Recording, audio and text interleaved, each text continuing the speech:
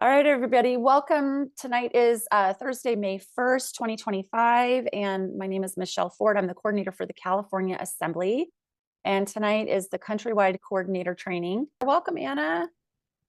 Well, Let's hello see there. here. I'm Hello. going to adjust the light in the room a little bit so you can actually see my face better. Okay. Sure thing. Oh my goodness, it sounds like I wish I could hand a tissue through the phone to you. Got a little stuffy nose going on over there. Well, I'm actually a lot better than I was, believe it or not. Oh yeah? Oh yeah. I finally got home and relaxed, threw off the formal clothes, and I'm feeling much better, thank you. Oh, good. Now you've got to spill the beans. What happened at 5:28 this morning? Uh, Global made another giant leap forward.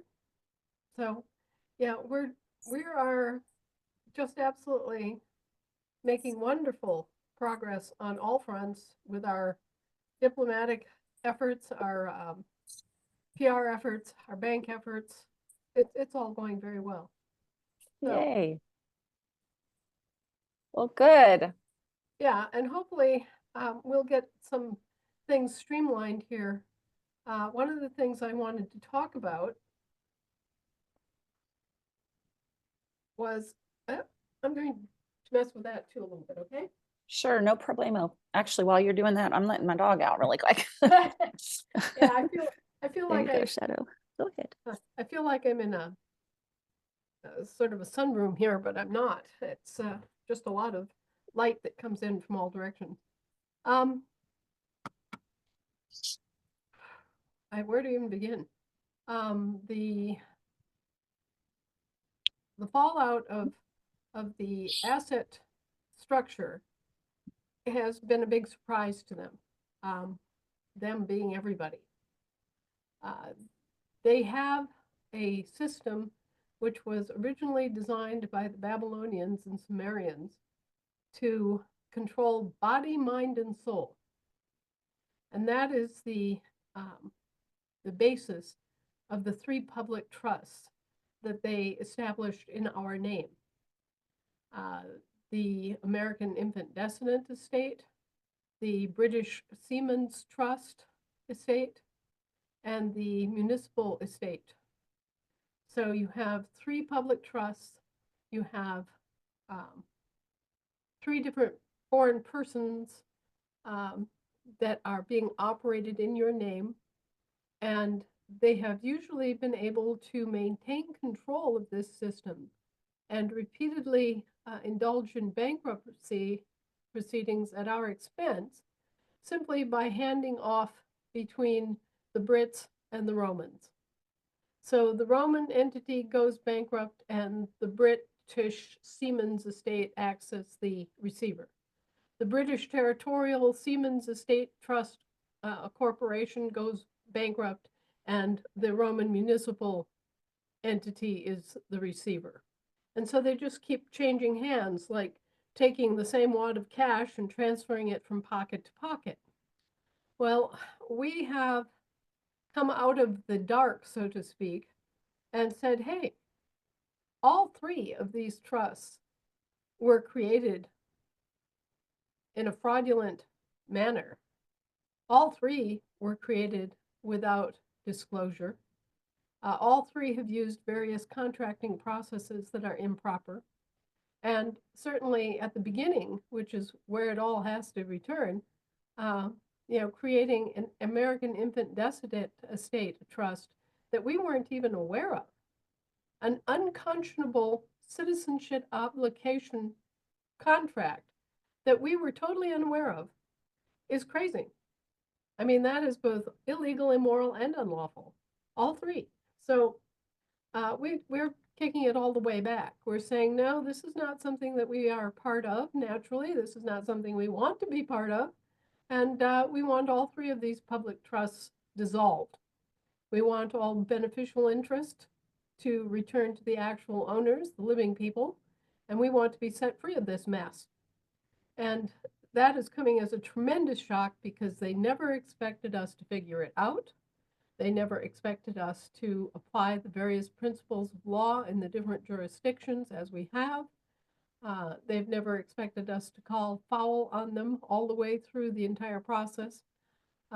Basically, they thought they were going to get away with just handing it off again. And so the municipal estates were handed off to the Brits, and the Brits were very busily, for their 60-40 split in favor of the Romans, but for their 40%, they were very busily administering our estates right back into the same old system. And that isn't going to happen now. There are also a lot of disclosures taking place, some absolutely stunning disclosures about the history of this planet. And you're all going to just be amazed, believe me. I'll start sharing some of the things that have come across my desk in recent days, but some of the most important discoveries are coming out of Mesoamerica, and they pertain to the Olmec civilization, which had remained recognized as a very ancient Mesoamerican civilization that left behind monolithic statues and things of that nature. But we really didn't know much about the Olmecs.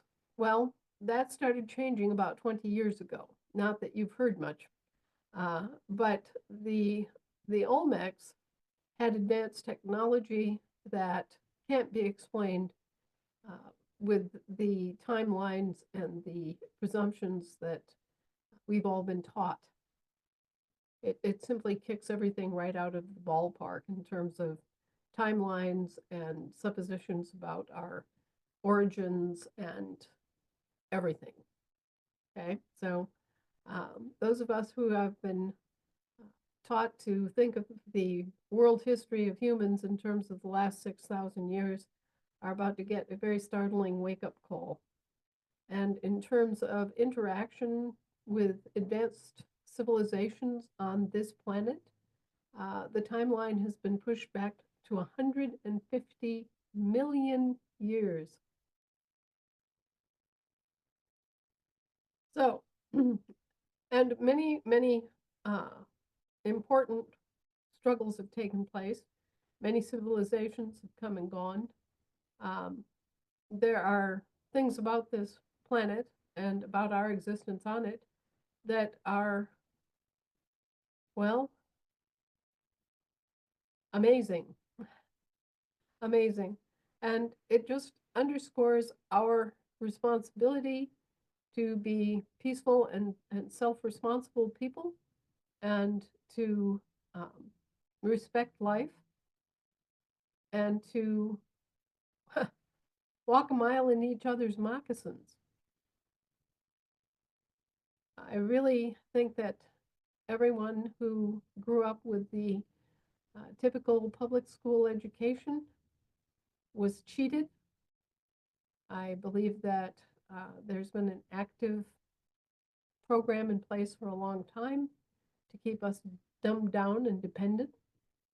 I believe that there's also been a program in place for perhaps 50 years, which intended to benefit a few by killing off the many. And so we find ourselves in a situation where it's not just the large-scale biosphere that has been polluted. Our blood, our food, our water has been polluted deliberately to make us sick, make us stupid, make us infertile, and make us die early. And this is a very distressing reality to have to contemplate. But as I say, if you don't know that a problem exists, you can't do anything about it. Well, we now know that the problem exists. We know basically where it came from.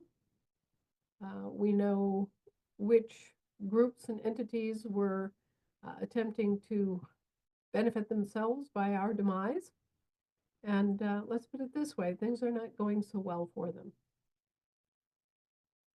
And we are beginning the process of cleaning out our food chain, restoring our water,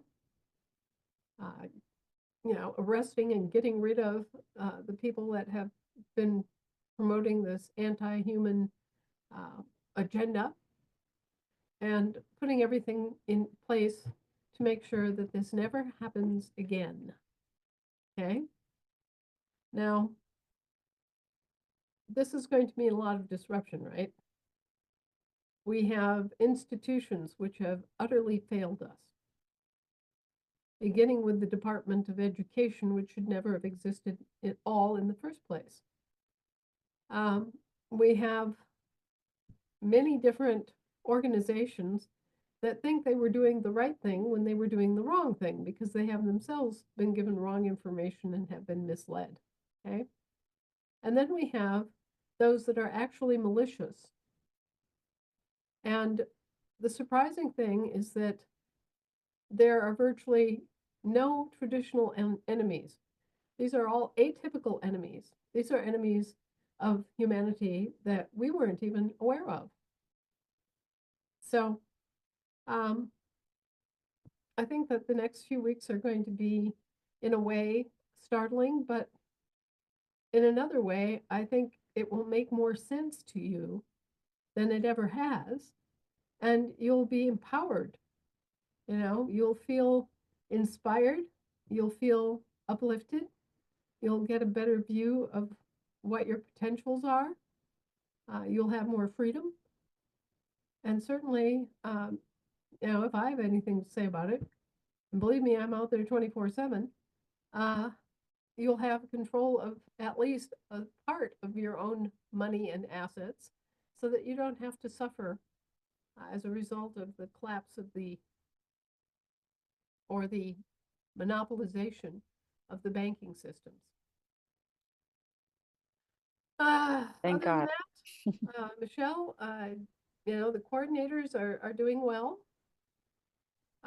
We are establishing new co-coordinators on a lot of different states.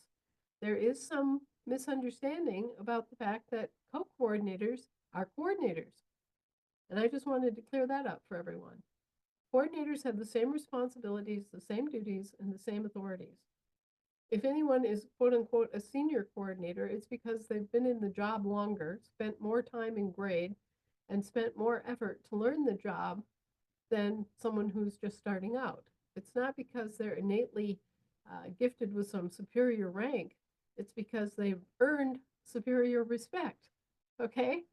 But if someone's a coordinator, they are also understood to be Federation personnel.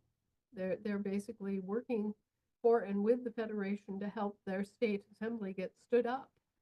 They're understood to be American state nationals, but they cannot function as American state citizens at the same time they're functioning as coordinators, because that would be a violation of what the American state citizen is.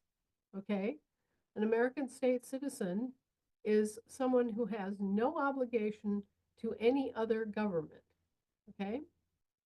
When we say any other government, we mean federal, federation, union, any other kind or level of government.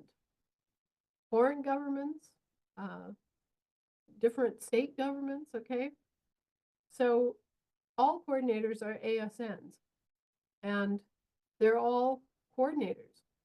We say they're co-coordinators because you are lucky enough to have 1, 2, 3, 4 more coordinators, say, than just one, all right? But I wanted to kind of nip it in the bud for people thinking that state assemblies had their own coordinators and the Federation had its own coordinators. No, it doesn't work that way. The position you're preparing for is exactly the same position all across the board. So I wanted to take care of that tonight so that in case anyone had any questions, I could bring them forward. Other news, numerous new coordinators are being seated as coordinators. As long as they have a good grasp of what the coordinator job is and the structure of the assemblies and what needs to be done, there's no reason that they cannot be put in place and learn on the job if need be. We all had to. That's the way we started out here. Uh, because let's face it, this hasn't been done in many decades. And we didn't have anyone to help us. We had nobody was left from the original structure to advise us. We had people who remembered the structure. We had people who had worked with people who had been part of the original structure, but we had to begin learning and acting and researching and doing everything from the ground up here. And so uh, it is a learn as you go. All right. Okay, so unless there's some particular question you had for me, Michelle, before we begin, I'd just like to take some questions.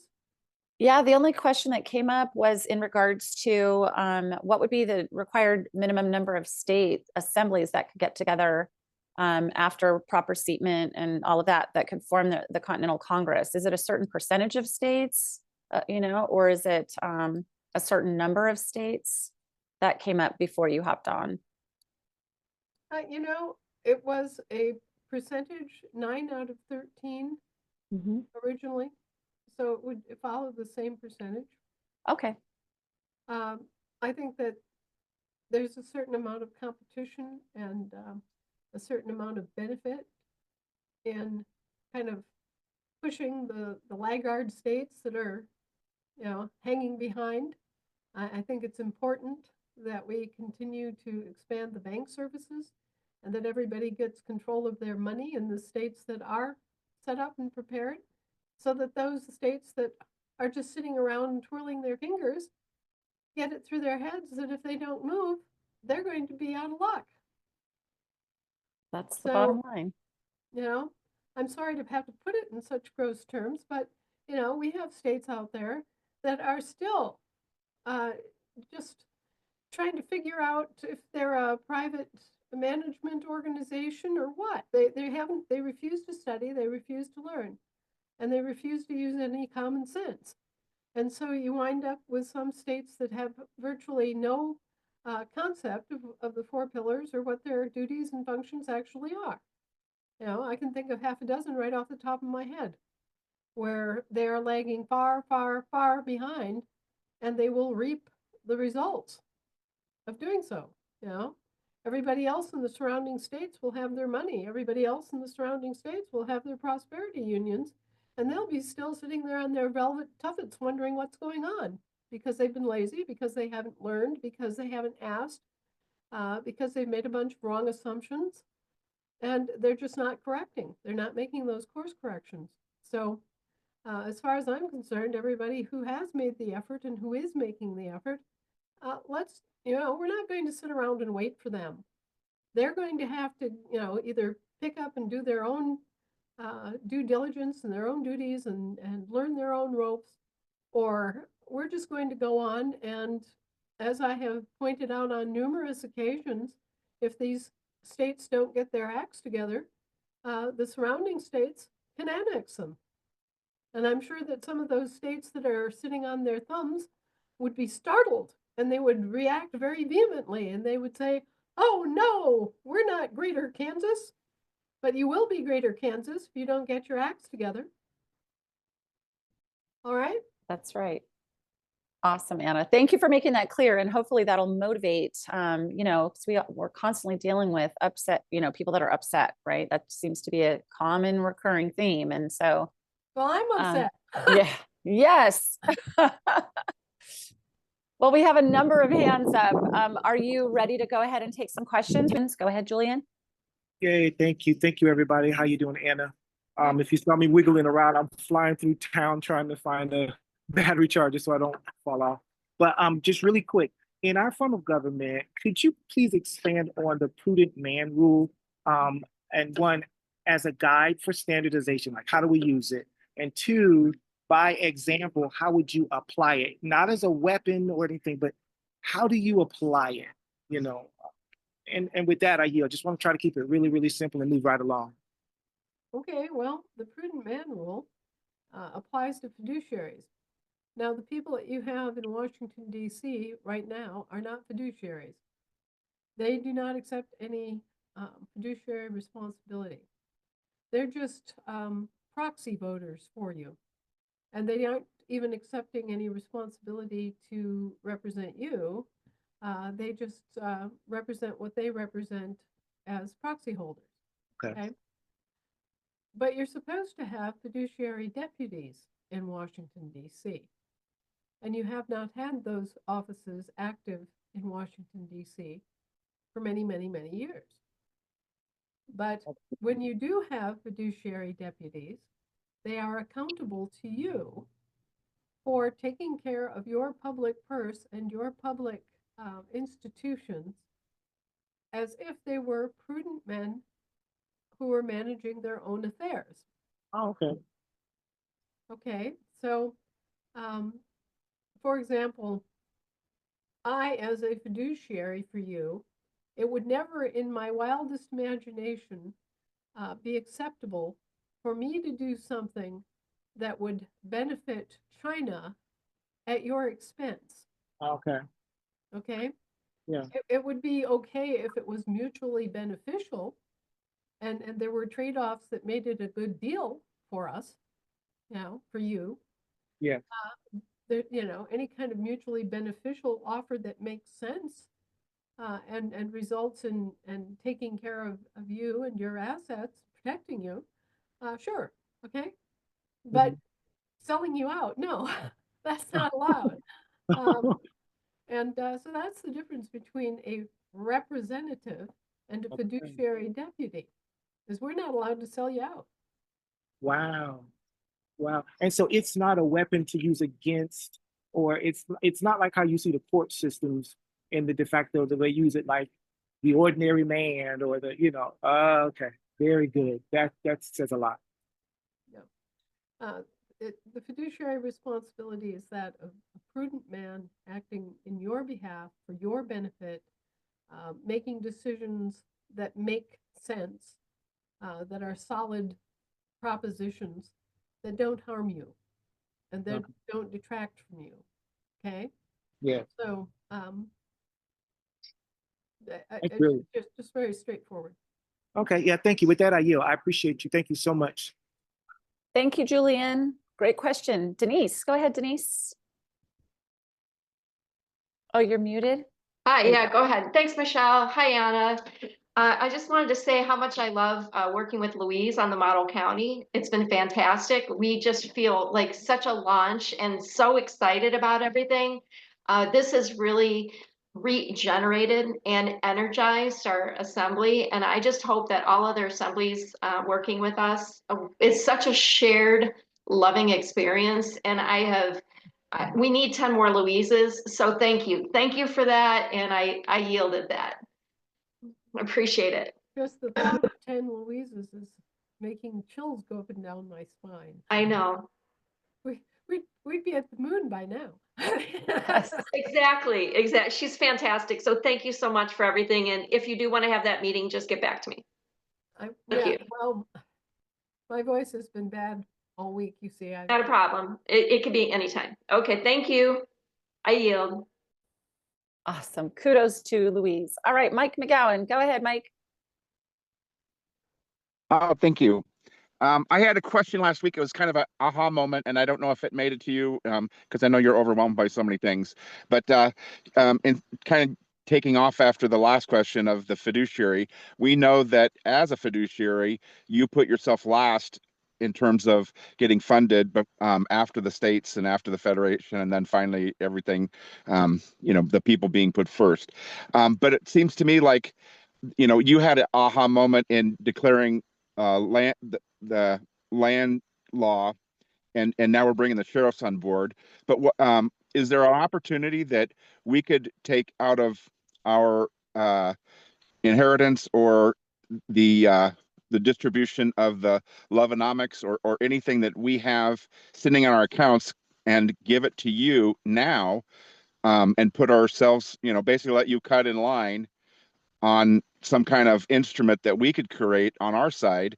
And in fact, maybe we could, I know Global has the ability to email every account holder and say, we'd like to put the Federation first and give them a little something to push this thing over the edge and give you funding out of the gold or whatever else that's available that I think is now sitting in accounts waiting for a switch to be thrown that gives everybody the equal opportunity to start utilizing it.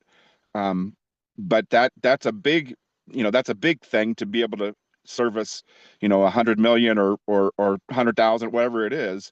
But if somebody could go down and grab a hunk of gold and send it to Big Lake, Alaska, it would benefit us all that you guys get fully funded and don't need to ask us for donations.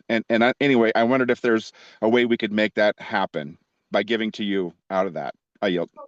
Once your account is live, you can do whatever you want. You can use some of the AFD and transfer it over to the fiduciary account within the global system and just say, okay, well, there's $1, here's an AFD this week, or, and you can make that happen and make it possible for us to, utilize that money for the kinds of work that we do, for the research and the diplomatic outreach and court cases occasionally and all the different things that are happening, right? So yeah, you'll be able to make a donation using AFD. You'll be able to make a donation using prepaid credit. It'll all work. It's just a matter of Yeah, I mean, I get that, but is there an opportunity to do it tomorrow? No, Mike. We have to wait for the bank system to be operative. Once the bank system is operative, when we can freely exchange using our QRC codes, and when we can do transfers from prepaid credit and AFD, either one in either system, it'll be very easy for people to make donations. But until that happens, it's something that was tried early on, and people did. When the dashboard was initially introduced and we were all kind of playing with it and getting used to how it worked, they did do an effort, and I got quite a few AFD that were directly basically donated to the cause. But because we couldn't use the AFD without the exchange platform, it just sort of, it sits there until the exchange platform opens up. And we have our own exchange platform now, as well as the St. Crown exchange platform. And so all this stuff is gearing up and getting put in place. We will probably first the people will get theirs, the state assemblies will get theirs, and then everybody will be working hard. And I'm sure that many people who are in receipt of this will step back and go, hey, we wouldn't have any of this if it weren't for the Federation, and if it weren't for global. And hey, maybe we ought to pitch in and remember that. People will. I would expect that the people who are on the receiving end of all this will have cause to remember. The Federation, once things open up here, the Federation will be taken care of. The way this is supposed to work is that the state assemblies are supposed to send money to the Federation for Federation's work, right? And so once things kind of settle out here, we will turn the canoe over right side up, right? And the state assemblies will have plenty of money, and the state assemblies will say, oh, well, we're going to, give so much money every month in support of the Federation's work. That's the way it's supposed to be.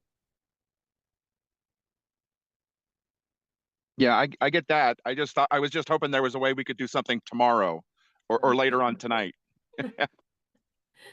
Hey, you're not the only one, because I've been slogging along here for a long, long time, and it's just been, a very grassroots, issue and effort.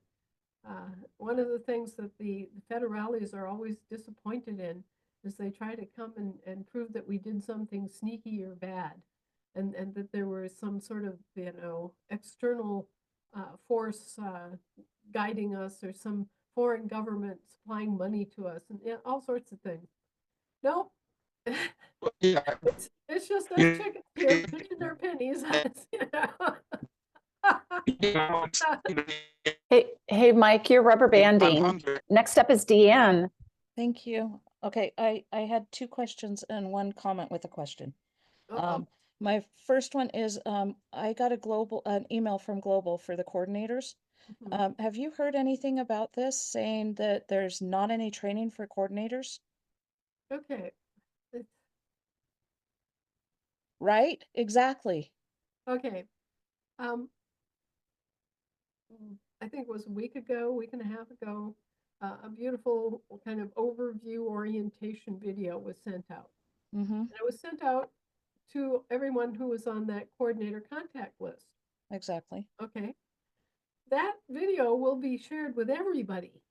You know, eventually everybody will get this beautiful video that is orientation for the bank system. Mm-hmm, So it isn't just the coordinators, but I think that, you know, it's kind of training for everybody, but the coordinators are getting it run by first, or whoever is being designated by the assembly. The big struggle has been that there are 50 special emails. And what we really want there is to have these 50 special emails that don't exist outside of the global system, right? mm-hmm. And we want somebody in each one of the assemblies to have that email. And, you know, it could be a coordinator, it could be an elected chairperson, it could be a state treasurer, it could be a trusted member of the banking committee, you know. But we want someone who hold that special email so that Global has a contact person where, say that there's some sort of bulletin that needs to go out to all the assemblies all at once. Mm-hmm. They can send it and know that it's going to, you know, there's going to be someone on the other end to catch it and bring the information forward. Okay, And vice versa, if an assembly has a burning question and they need an answer now, instead of trying to thread through, they can hit that special email and go, help, okay, you know, and get an right. answer back from Global. So it's a very special communications link there that what we're trying to set up.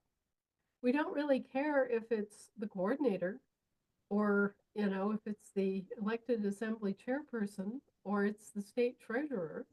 But we need someone who's going to be faithful about bringing forward the information from Global to the assembly and taking information and questions from the assembly to Global. Does that make sense? But it's not training anymore. They made it sound like we're not training the coordinators, kind of thing. Well, they'll be bringing forward these like tutorials.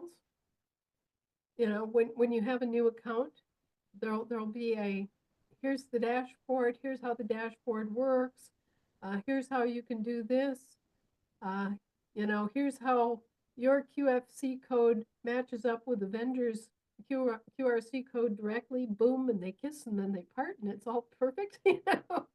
Okay, Or, you know, here's how you can buy something in euros with your AFDs and it'll just work just the same way. And you won't have to calculate a thing because it's already being monitored in real time and it's that exchange rate is being applied at the moment that you make the purchase. So there are certain things like that that we're preparing so that people understand. okay, Americans have been able to buy things without having to go through exchange. Europeans have done this forever, right? mm-hmm. And so we figured out a way where everybody can have those exchanges done automatically and not have to sit there with their own calculator and pencil and a listing of all the different national exchange rates. But we do want to explain to people what's happening because it won't be like it is now where you've got a pair of shoes for $35, right? And you know, you just count out $35 and that's that. Okay.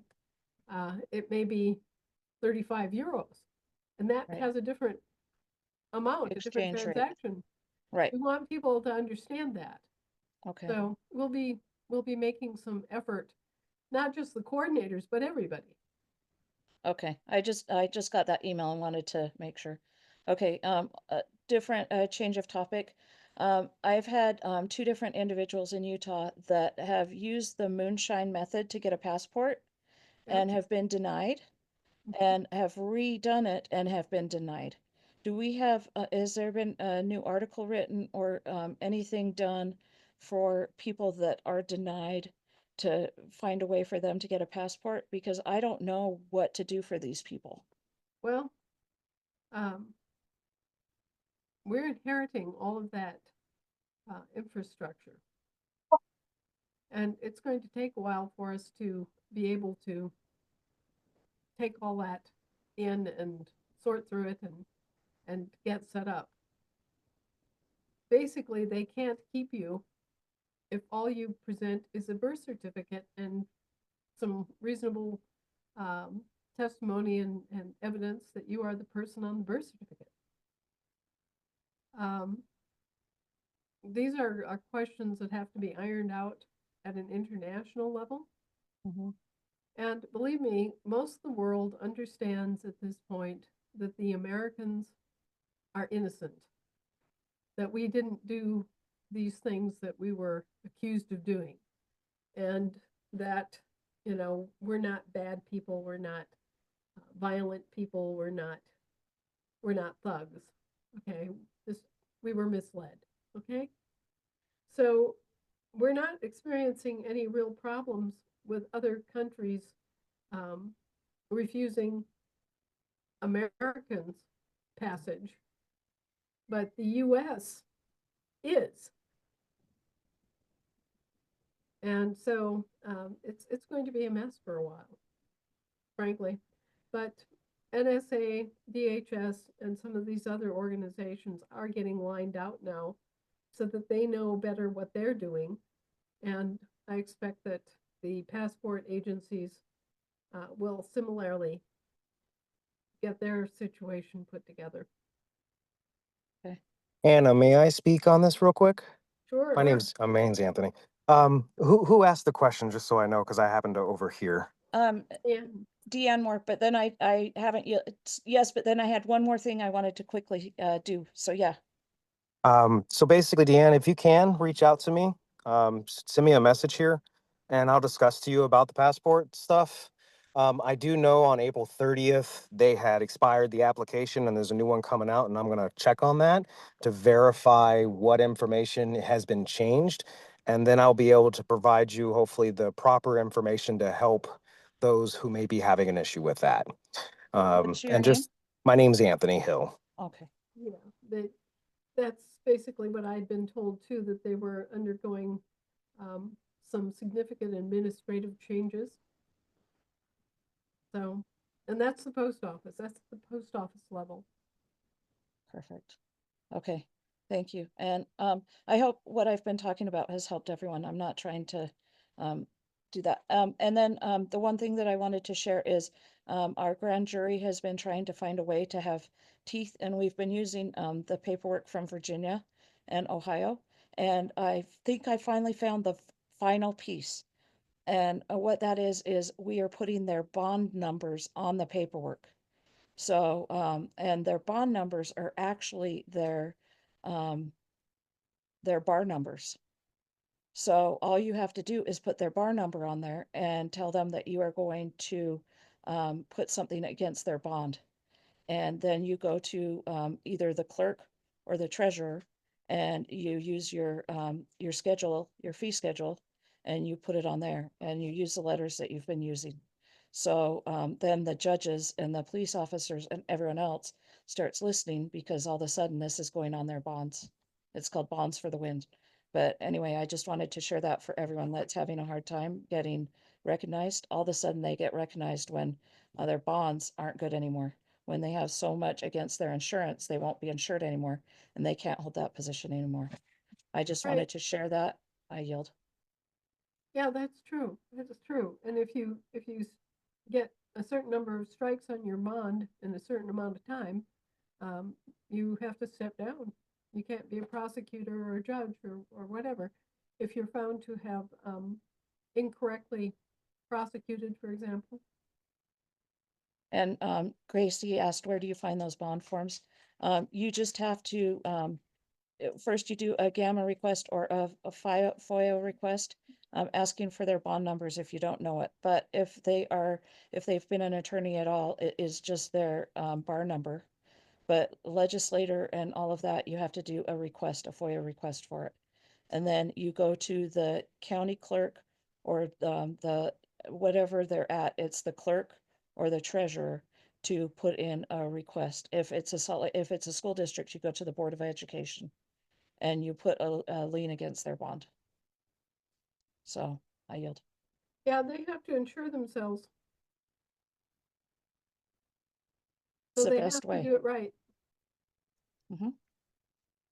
Great. Thank you, Deanne. All right, we have just a few more hands up. How you doing, Anna? I'm at the end of my rope, but let's go for it. See if we can get all the way through tonight. Woohoo. Okay, no more hands up, but let's go to Leanne. Go ahead, Leanne. Hi, Anna. You're a blessing to all. And I want to give you some good news. We are working really hard on Minnesota to get our General Assembly and the courts up and running. And the problem is I am facilitating it, but I know really nothing about the courts. I'm more of the helper to coordinate the information. And our coordinators on Minnesota are fantastic. They're able to connect us with people in other states to help us. But when we run out of contacts and we run out of the answers and we kind of get stalled. And there used to be something called the document management system, I believe. I was never in it because it was kind of long ago. I'm wondering if there's something where we can coordinate information so that when we have, like some states who are seated, what they can do is maybe share it with the other states and then we can kind of make it our own. I feel like if we coordinate the information, we'll be able to get our pillars up and running quicker. And I was just wondering, is there something like the DMS these days, or can we create something, or, among all the coordinators or all of the people who are trying to get those pillars up and running, how can we share information easier? And really, I know that we're going to make our states our own, but I guess it's the templates and the meat and bones of it. Right. Well, that's what we intended when we set up Mattermost.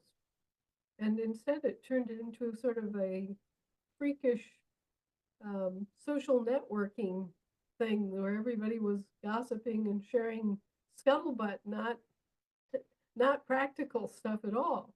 And so that's why we shut it down. And then we had not a management system so much, but a place where you could post information that was, of use. I think we need to rethink how we communicate,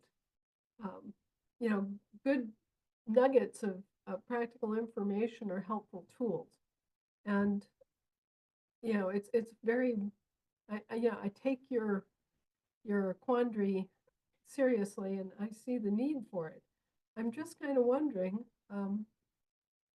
how we can do that. We do sort of do that with TASA. We have the website and we publish documents that are of use to everybody there. Maybe that can be expanded and we can start sharing, good methods or good information that we have developed on TASA. It's a possibility. We could have in theory, we could have a button where, it's documents. This is Doug. May I? Sure. Yeah, so I've just talked with Dominique this week about setting up a law library on the Federation server. And Jenny Park on San Diego has volunteered to be the law librarian. So it's in process. I yield.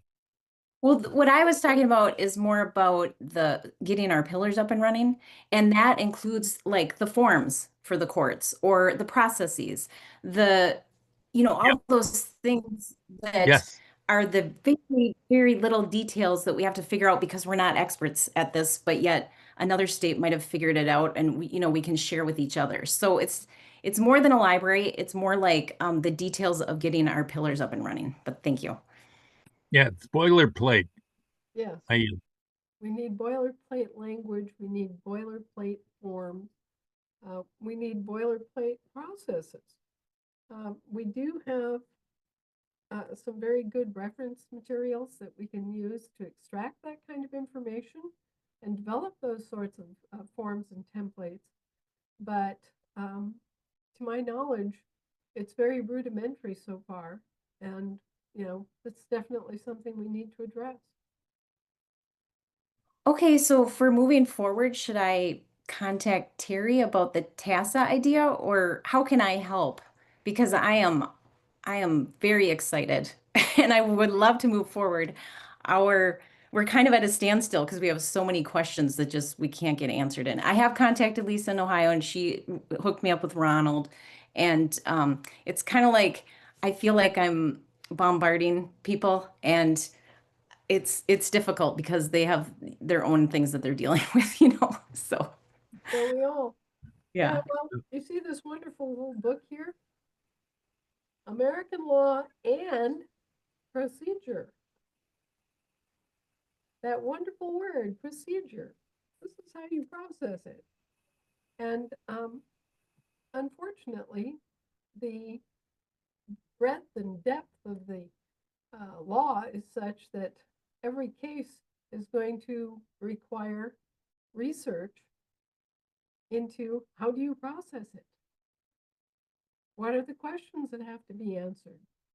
How do you prosecute it? What are the definitions? Who makes this entry? So a lot of this, we're going to have to depend upon our trustworthy resources to guide what we develop. But you're right. Sharing what we develop and developing useful templates that can be instructive to other states is certainly well within the desirable activities that we could host. Well, would it help if I emailed you just so that you have my email, and I'll put in there like help with, information coordination or something like that? Or would you like me to contact somebody else? May I? May I? Terry has set up a DMS. Someone on your state, I think, was it Minnesota? What happens is you bring it to the assembly meeting that you want a DMS account and you want to do this thing you're talking about, and someone puts it on the new business. And if you can contact Terry, she has things you can download. There's information. Just ask her for the forms. And anyone on any of the 50 states, this exists, exactly what you're talking about. Terry created it over a year ago. I was part of that team. There were others from other states. It exists. It's something that's been shared with all coordinators. And it's just, I don't know why people haven't stepped forward, but the process is that you need someone that's part of the assembly to put it on the agenda. It's new business. And then discuss as a community how you're going to have one contact or a group of contacts on your state that will go ahead and help with that. Part of what was happening was so often coordinators are accused of being controlling. And so it's important for the assembly to have a conversation about how the assembly wants to handle it. It could be the coordinator, but in our assembly, we just thought Don and Rosie were the right people to help with that. So anytime anybody needs on the state of Washington a DMS account, they check in with Don and Rosie, and Don and Rosie know exactly who's helping to stand up the 4 pillars. And so they're the ones that are the go-between so that our state has a group or one person that's helping with that. This is Christy on Spokane in Washington. I yield. Thank you, Christy. I knew Terry had worked on that. I wasn't sure at what state it was in right now, but thanks for the update there. This is Doug again. So I'm going to leave now and go to the San Diego meeting with Jenny Park, and we could see about organizing a national meeting to coordinate all this. So Leanne, I'll get in touch with you through the Minnesota coordinator, and we'll work it that way. I'll find out what happens at our meeting tonight. I yield, and thank you, everybody. Thank you, And Doug. thank you. I yield as well. Your blessing, Anna. Thank you so much. Thank you. Thank you. All right, Good to go. Austin Walters. Woohoo, we're down to the end here, Anna. Two more. Thank you, Michelle. Had a quick question with the GFG email account. Our previous coordinator send me the email login and password. I guess she's done with it, not really sure, but I logged into it and then I got a hold of GFG and let them know, gave them an update that I was now taking over the Gmail. And then I guess they shut both of the account all together down. And I'm no longer allowed to get in it, or nobody can access it or get in it because they're probably confused on who the coordinator is. So I Well, was wondering about how I go about that. there was a time period there where it had been put out that it was only coordinators, but no, that was not the intention. The intention is that somebody will be responsible for this special email address and, watching the mail coming in and sharing information with the assembly on a regular basis, and also acting as the assembly contact so that people can bring, and the assembly as a whole can bring questions back to global. So that may have occurred during that time period where it was thought that only coordinators could do that. And that's not true.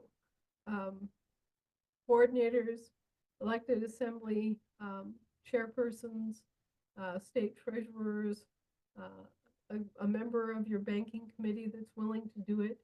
The assembly can designate someone to act as that GFG liaison who's going to be picking up the mail at that address and also be sending questions through to GFG.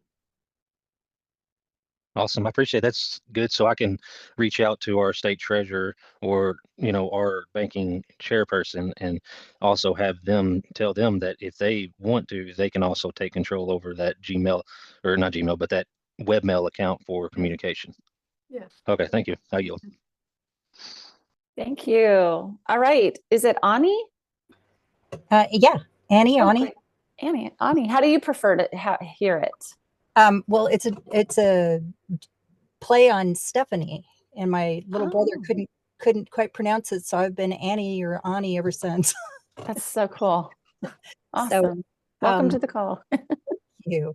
My question is, it came up because they were talking about a seal for the county, and as county coroner, we're working on our land recording of death, and we came up with a lovely little, we kind of did a play on the baby deed and just kind of went the other way. And we wanted to know if we needed to have a seal for that. And we figured since, they did that in the de facto, we didn't really kind of know which way to go to do that, if we needed a court clerk seal for our counties.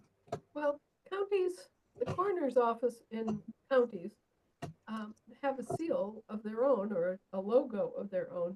When we're talking about seals, we're talking about international stuff. And the counties are not international. The counties are national. So they're a separate jurisdiction. They don't have all this stuff. They don't have seals in that sense. They have logos. They have names. So, the county coroner's office usually has a little round logo type thing that says County Coroner, Macon County, Georgia. And then it has a little line in the middle where the coroner can initial it or sign it and date any kind of work that they're producing. Say that they're issuing a death certificate for someone who died in Macon County, Georgia. Well, they'd have this little, almost like the kind of seals that notaries have, where it tells you my commission expires on, that kind of thing. These are not the round seals, but they're often a logo is in part of it, and there's a line, a signature line, right in the body of the emblem, if you will. And, you know, you would be signing there and dating, and it's like a seal, but it's a national level instead of an international level. So kind of like a notary mark where you put the date and your signature on it or your autograph. Yeah, and oftentimes there's something like an outline of the shape of the county. Yeah. And, you know, I've seen them in the past in like historical documents. Mm-hmm. What they would do is they would take the outline of the county, the shape of the county. And some counties, I mean, it's just a square or a rectangle, right?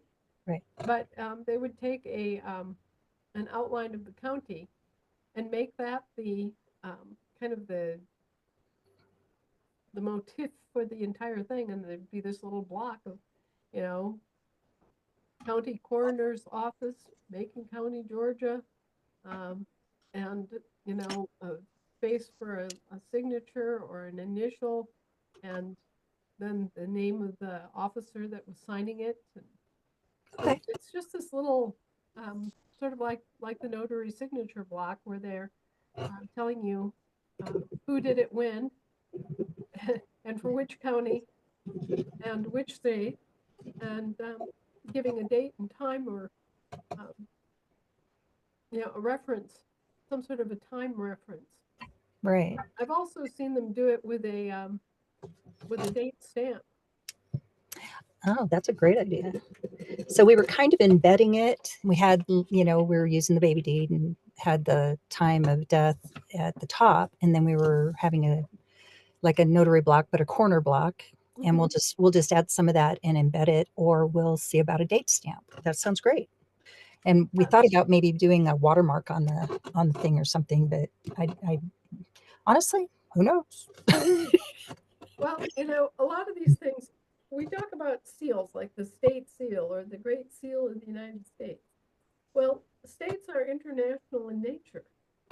And so is, you know, the Federation is an international body.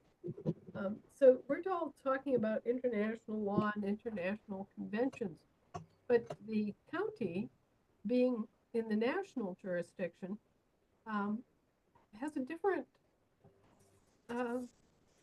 sort of simpler in some respects, but also more detailed in some respects, because you are actually there, living there, doing this in your county. This is your nation, your little clump of the nation right there, right? So it's getting used to the county and the state, knowing one is national and one is international, helps a lot. That helps tremendously. Thank you. I will take it back to our coroner committee, and we'll figure that out, and we'll get a date timestamp with a little outline of each county, and we'll get her done. Thank you so much for your time. Something I should say while I'm thinking about it is that our counties don't have probate courts. That's true. They don't have what courts, Anna? They don't have probate courts. They have testamentary courts. Testamentary? Yep. Can you say a little more about that? Well, there's absolutely nothing anywhere. You can look all day long in all directions, and you will never see a probate court spoken of in America. And that's because probate accrues to the Roman civil law. Probate means probatum. Who is it? You know, and that's all a Roman civil law question, and that's all a municipal court question that applies to municipal citizens, right? So it's become commonplace for us to think that when somebody dies, you have to go to the probate court. But actually, that would only be true if they were actually a citizen of the United States, a municipal citizen. And, you know, if the municipal estate trust was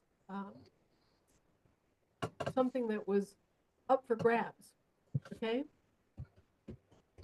Actually, what we do is we write out our last will and testament. We have it witnessed by people that are identified as living people. And that's that. If we want to make sure that it's set and submit under the law of soil, you actually get a copy of the Bible and you write the will out on the flyleaf or any empty pages that are provided for the purpose. And you add your testament to the New Testament. And your last will and testament becomes part of the Bible. That's amazing. Thank And you so there much. isn't a court anywhere that will touch that one. That's wonderful. Anna, thank you so much. I appreciate it. Have a lovely evening. I yield. Thank you. All right, we have Jason and then Anna in the chat. A woman named Sarah said she doesn't know how to raise her hand. So we'll see what Jason's got and if you can handle one more after that, Jason. But Thank you, Michelle. we'll leave it up to you, Anna. Okay, no pressure whatsoever. Can you guys hear me? Fine. Yep, go ahead, Jason. Thank you, Anna, Michelle. I got an issue lately. Everybody's bringing up county questions. Everyone's focus is incorrect. Remember, we're doing this backwards. We're coming out of the ocean from the sea. We have to get our states up. Without our states up and running, your county is worthless. Right. It's that saying, we will build, they will come. Your counties will automatically backfill. So if your state is not up, and like Anna and everyone's talking about getting your state seated, get your positions filled. People's focuses are in the wrong areas, and that's why your states are not moving forward. And so I just wanted to put that out there because I keep always hearing all these people talking about county.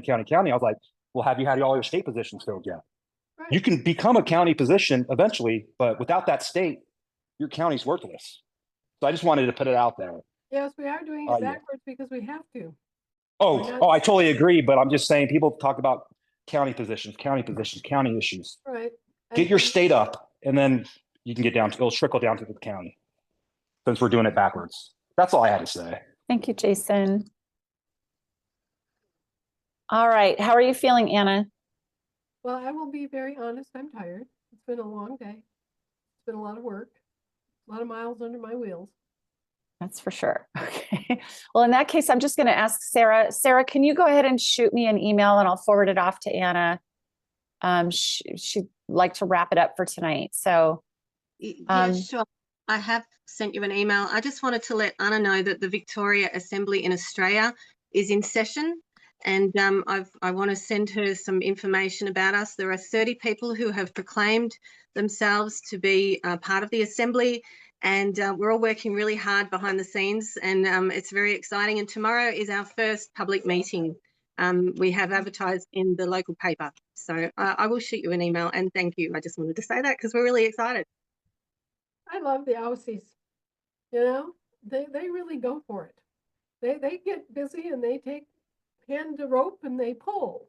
And I really appreciate about the Australian effort there, where they have so many more draconian thugs to deal with, and yet they do come forward and they do muckle it. It's very inspiring in many ways that they have made all the progress that they've made and continue to make.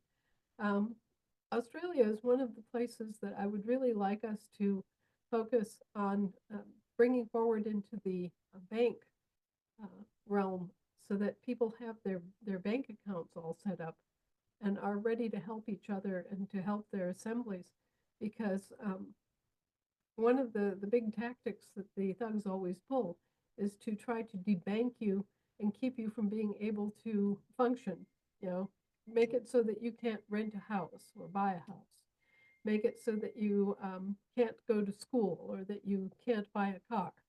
And being able to thumb our noses at that is important. So that's one of my concerns going forward, is that all of these wonderful assemblies that are popping up all over the world get access to their own money, their own accounts. So we'll be working real hard with Australia over the next few months to make sure that that happens for you.